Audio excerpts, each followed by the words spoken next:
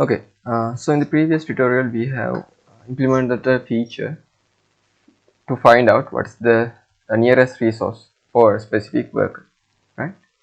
Um, so now let's see how we can move our worker instance for that specific nearest natural resource type.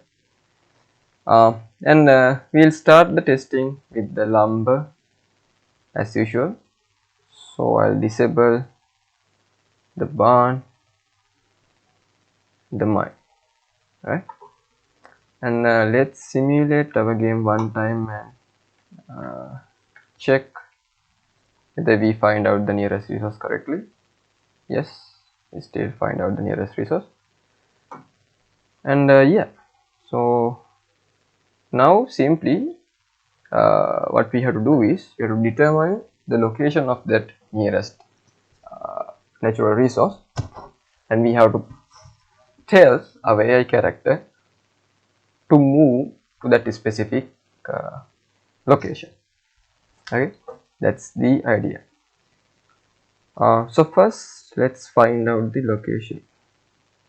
So if I go to the BP worker base, I'll create a custom function called move to nearest resource, right?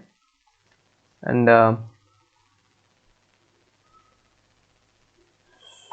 so we have to call this function once we find out our current target resource, right? So let's call it as move to nearest resource, and um, then we have to check whether our character is movable or not, right? Because maybe a worker can be already working in a specific uh, natural resource harvesting, or maybe a worker is injured, or maybe a worker is dead, something like that. Should be first checked before moving our work, right? So I'll go to the parent character base class and implement that function.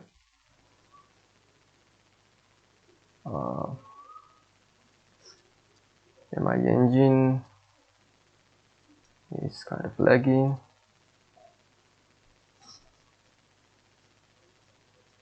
Okay, so I'll name this function as can move, and here we simply checking whether our character is movable or not, right? So we can get the character movement, and I will simply check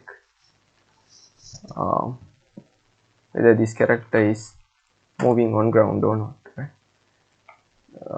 For the sake of simplicity, I will use this thing for now, but later on actually we can implement a lot of custom definitions or custom conditions that need to be checked before moving our character, right? And I'll make this function as a pure function. Let's go to the worker base again, and yeah, so we first have to check whether we have a valid reference for a current resource, and then we can check then we can check whether we can move or not. So actually this function is coming directly from the character base, right? Even if we haven't defined over here, because in the object orientation we have this concept called inheritance, right? So all the functions that has been defined within the parent class will be inherited to the respective child class, right? That is how we get this function within the worker base. Okay, so then I can simply check whether we can move or not, right? So if we can move, right, if we can move, then we simply get the location of this specific target resource, and I'll promote it to a variable called target location. Right? So this is the location where our character should be moved, right? And actually we have to set up a worker state as well, right? Because now we are context switching for a specific state, right? But yeah, first let's try to print this location and see whether we find out the location correctly. And let's play the game. Yes, we find out the location. Okay. So yeah, so about that state management, maybe we can go to the data, the enumerations.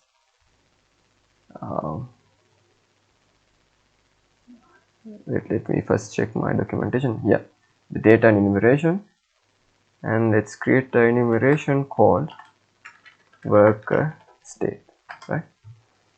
And a worker can be waiting, right, which is the default idle state, or the worker can be searching for resource, or a worker can be moving towards for a specific resource. And once a worker has been moved to that specific resource, he can remain in the harvesting state. After that, bring resource back to home state, and finally the processing stage, right? So those are the 6 different states that we mainly find out as the state of work, right? And let's go to the work base again and set up this worker state variable, worker state, and it's a single variable. So once we found this target location, maybe after a small delay, we can set this worker instance as moving towards resource, right? And if we haven't found a resource, or if we can't move, then a worker should be remain in the waiting state, right? And one other thing, when we are searching for the resource, if we haven't found any resource, then a worker should be keep looking for the resources, right? So searching for resource should be triggered if we haven't found a specific resource. And if we found a resource, we can move our character or worker towards that specific resource. And if not, or if we can't move, then it will remain in waiting state. Actually, this shouldn't be connected as well, because if we haven't found the current resource, target resource, it should be keep looking for the resources, right? Great. Now we manage our states as well. Now actually we can use this state and the location to determine for a specific AI logic, right? So those sort of AI logics actually exist in our behavior tree. So currently you can see that we have this wandering thing, which is what we did for just for the testing purposes. So I will remove those stuff, and instead of that, let's create a service to acquire that specific worker state for our behavior tree. So I'll create a new service, and create a folder called services, and I'll name this service as BTS underscore maybe let's say get worker data, and move that to the services folder, and I'll open that out, and soon after I'll receive the TKI event receive TKI. Maybe let's take a reference to our phone, and I'll cast to the worker base, right, and get worker state. And actually the behavior trees doesn't support these sort of enumerations directly, so instead of that we have to set up it as a blackboard value, right? So I'll create a blackboard value, blackboard key selector, right, and I'll set blackboard value as enumeration, and that enumeration is this thing. And also make sure to make our worker state blackboard key select as instant editable, then it will be visible within our behavior tree. Okay, now we can add this service to our selector. So you can see our worker state has this self vector reference, but it should be a blackboard value, right, which is that enumeration, right. So we need to be able to get this enumeration first. So let's create a new key which is an enumeration called worker state, and this worker state you can assign a separate enumeration type here as well.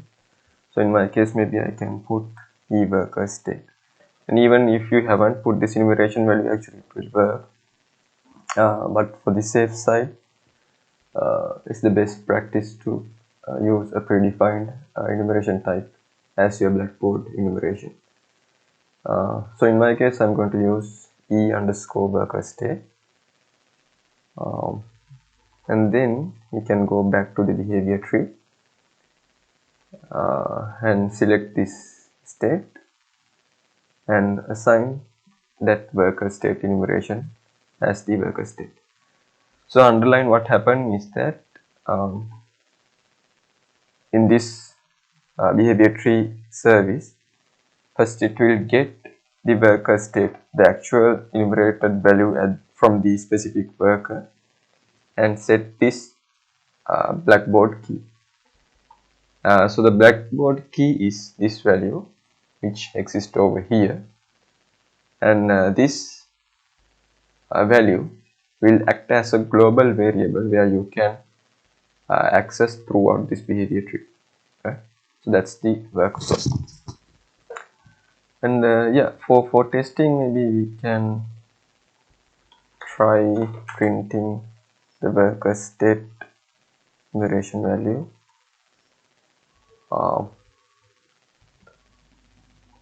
So let's go to the test map. So actually my engine was closed before, that's why we start with this test map. So instead of that we have to go with the level showcase map. And yeah, let's make sure this barn and mine is disabled and this lumber hut is active. So yeah, let's try to simulate this. Okay, so work has been spawned, and you can see the state is now updating as moving towards resource, which means that our state is updating correctly. But however, we have to point out our AI character with that specific action. Right. Uh, so first, let's create uh, maybe a sequence, right? Because based on this worker state, we can have so many variations of our worker character actions.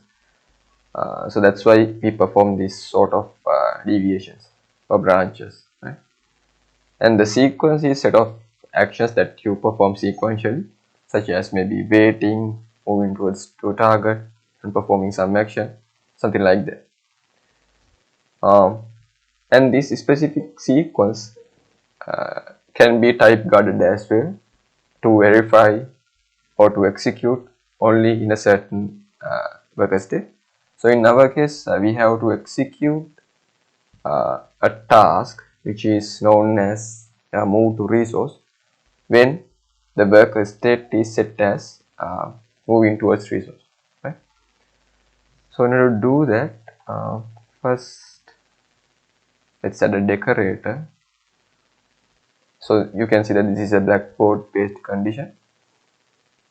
So this condition, I'll name it as moving towards resource, and on value change self of this worker state, and it should be equal to the moving towards resource.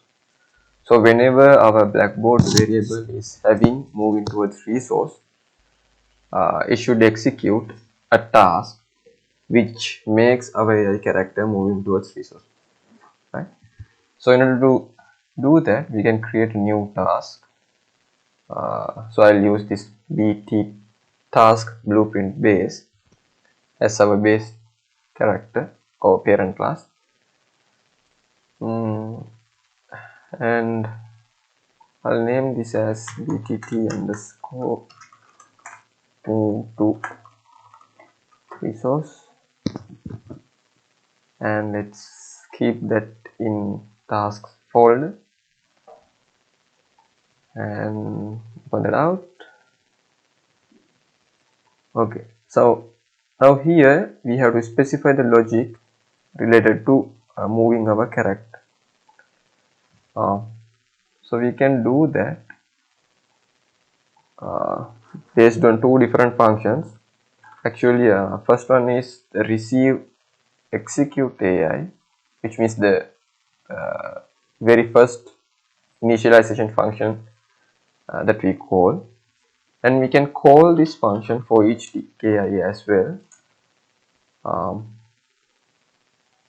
So let's say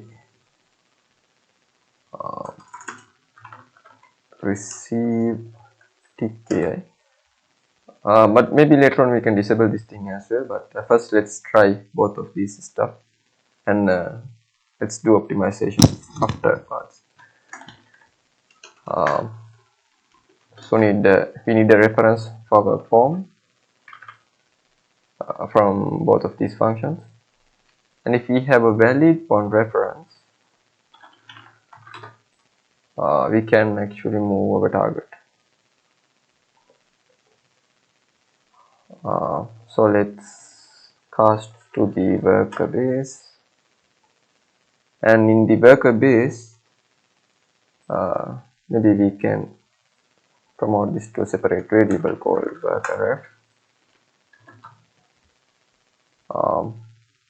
And if the casting is failed, we have to finish the execute with the failure, which means the success is false. And in our worker reference, we had the target location variable set up previously, and let's promote that to variable here as well. So target location, and this is the actual target location where we can move our character.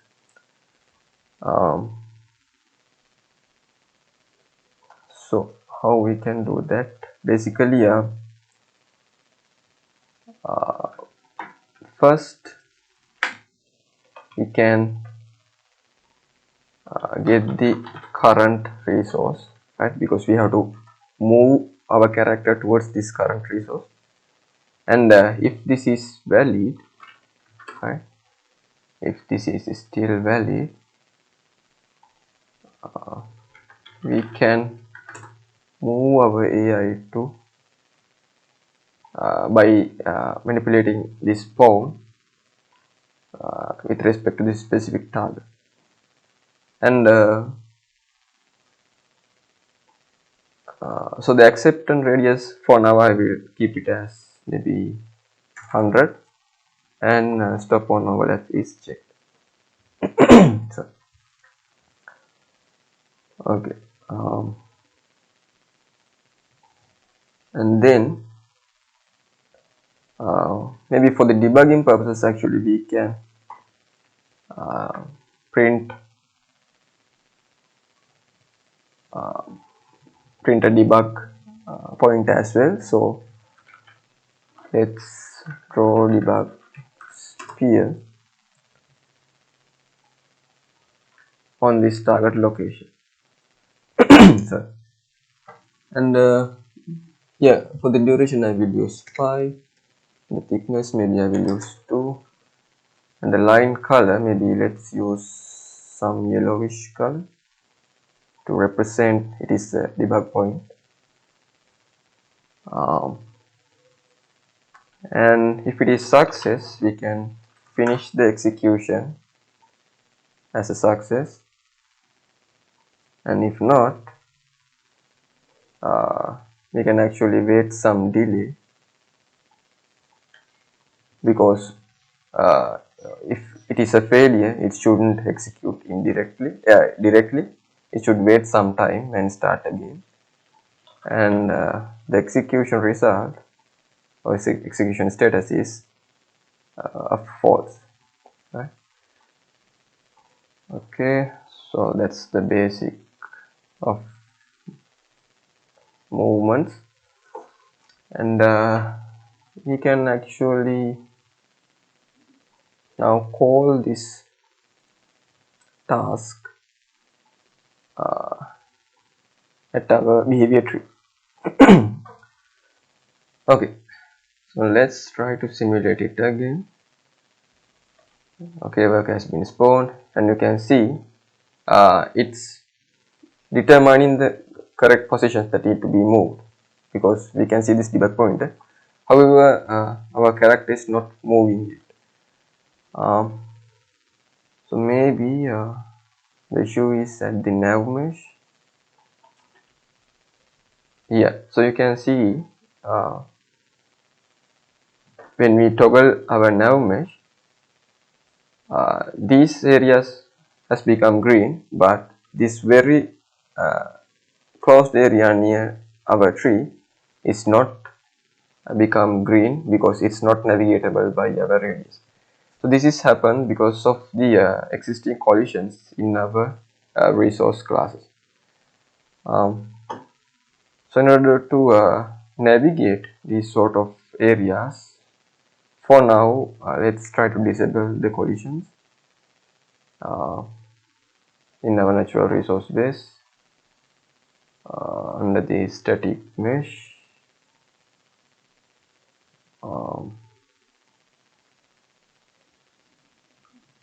Yeah,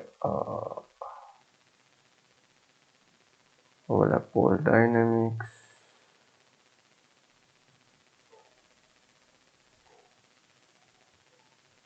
Maybe let's make it as no collision and compile, save, and if you go to the level again, now you can see the entire area has become green because it doesn't exist any sort of collisions. But however, it has these collision response channels that we have been initialized previously, such as the object types and other block areas and ignore areas. However, it won't be get triggered right now on the level because we have disabled the collisions. So that's why these areas are now navigatable. Right? So if we simulate it again, so first I will disable this nav mesh debug, and let's try to simulate it again. And now you can see the worker is spawned, but still searching for resources because that collision channel is disabled, right? And since this collision channel is disabled, this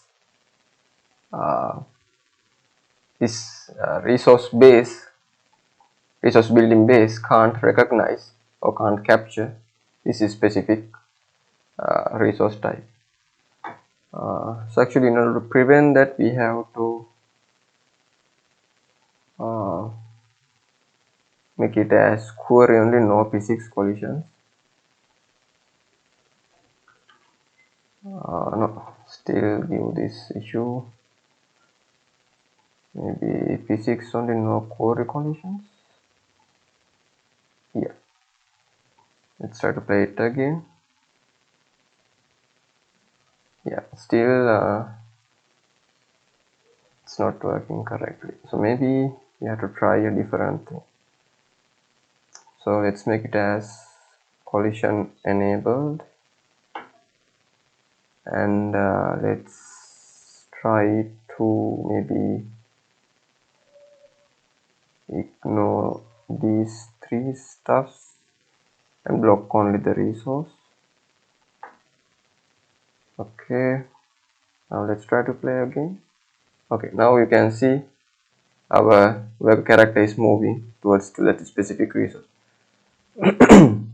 So I'll disable this debugging and try to simulate it again. Worker spawned and moving towards to the resource. But here you can see before moving our character, he is pointing towards the wrong direction, and maybe like 1 or 2 seconds after he is rotating to the correct direction, right? So actually we have to resolve this thing or pointing direction of our AI character as well. But yeah, so I will show how you can do that in the next video.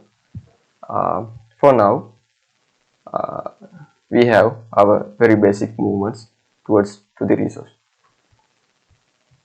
And yeah, thank you. I'll see you in the next video.